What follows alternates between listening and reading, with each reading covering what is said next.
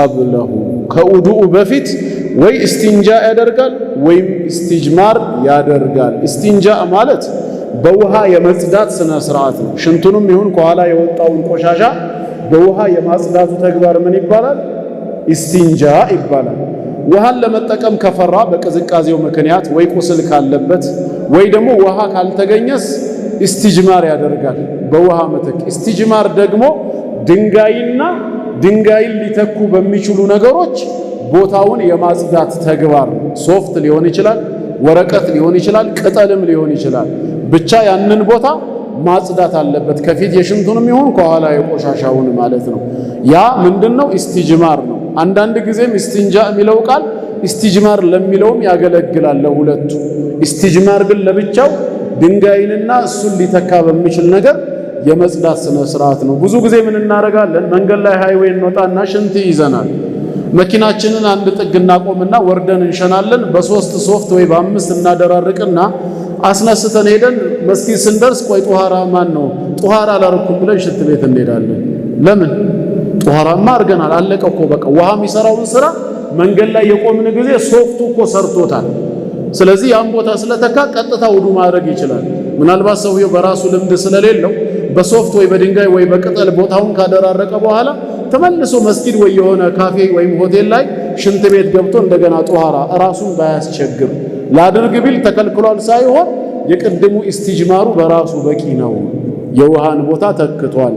ውሃም ባለበት ቢሆንስ ይችላል። ዋና የተፈለገው ቦታው መጽዳቱ ነው። እስልምና የንጽህና ሃይማኖት ስለሆነ ማለት ነው። 8ኛው መስፈርት ወጡሁሪየቱ ማኢን ወኢባሐቱሁ ይላል። ወጡሁሪየቱ ማ ውሃው ጧሃራ መሆን አለበት። ውዱ የምናረግበት በተነጀሰ ውሃ ምን ማድረግ አይቻልም? ውዱ ማድረግ አይቻልም። ወኢባሐቱሁ የተፈቀደ ሐላል መሆን አለበት። የተሰረቀ በጉልበት ከሰው ያለ ፍቃድ የተቀማ ከሆነ ውዱ ማድረግ አይቻልም ነው። ነገር ግን እንደ መዝሐብ ከሆነ ሰውየው ውዱ ቢያደርግ ከሰው ውሃ ሰርቆ ወይ በጉልበት ነጥቆ ውዱ ቢያደርግ ውዱኡ ትክክል ነው። ያላግባብ በወሰደው ውሃ ግን ወንጀለኛ ነው፣ ይጠየቃል እንጂ ውዱእን አያፈርስም የሚለው የተሻለ ራእይ ነው። እዚህ ቦታ ግን እንደ ሸርጥ ነው የመጣው ወኢባሐቱሁ ማለት። ስለዚህ ይሄ ማለት ካንተ ሰርቄ ወይ በጉልበት ነጥቄ ውዱ ባደርግ ውዱእህም ልክ አይደለም እንደማለት ነው። ግን የተሻለው ያኛው ራእይ ነው። ሰውየው ይጠየቅ እንጂ በወንጀል ውዱእማ ውዱእ ነው። 9ኛ ወኢዛለቱ ማስወገድ ነው። ማ የምነዑ የሚከለክልን ውሱለሁ የውሃን መድረሱን የሚከለክለው ወዴት መድረሱ? ኢለል በሸረቲ ወደ ውዱእ ገላዎች። እጄን በማጥብበት ሰዓት ውሃው ወደዚህ ገላዎቼ በቆዳው ስር እንዳይገባ የሚከለክል ነገር ካለ ያን ከልካይ መጀመሪያ ማስወገድ ግድ ነው። ቅባት ሊሆን ይችላል። ሁሉም ቅባት አንድ ደረጃ አይደሉም ያሉት። ውሃን የሚያንሸራትቱና ወደ ቆዳ ዘልቆ እንዳይገባ የሚከለክሉ አይነት ከሆኑ ቅድሚያ እነሱን በአፈርም ይሁን በሳሙና ወይ በሌላ መንገድ ሊወገድ ይገባል። ለምን? የውዱእ ውሃ ወደ ቆዳችን እንዳይገባ ከልካይ ስለሆኑ የሚከለክልን ነገር ሁሉ ማስወገድ መጀመሪያ ቀዳሚ ነው።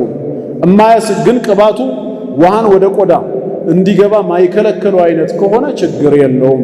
እንግዲህ ሸሪዓችን በጥቅሉ ነው የተናገረው። እኛ በዝርዝር ገብተን ያለ እውቀት ቫዝሊን ነው እንዲህ ነው ማለት አንችልም። ያ ልምድ ያለው ሰው ቫዝሊን ሲቀባ ቫዝሊኑ ውሃም ያንሸራትት ወደ ቆዳ እንዳይደርስ ውሃን ወደ ቆዳ እንዳይደርስ የሚከለክል ከሆነ ማስወገድ አለበት።